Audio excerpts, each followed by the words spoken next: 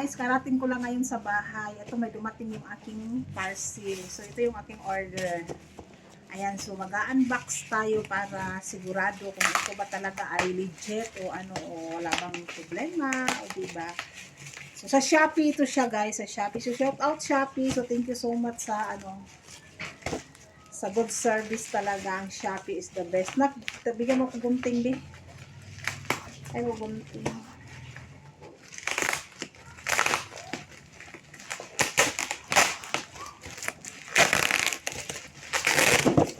So, check na po siya kay sa Shopee nang daw ni siya. So, i-check na po siya. Gunting lang ba? Kutsilyo or gunting?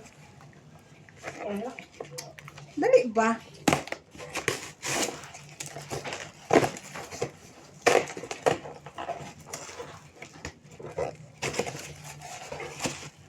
Kasi guys, kailangan ko talaga ng heater. So, kaya ang heater lang, ang yun talaga ang aking ano.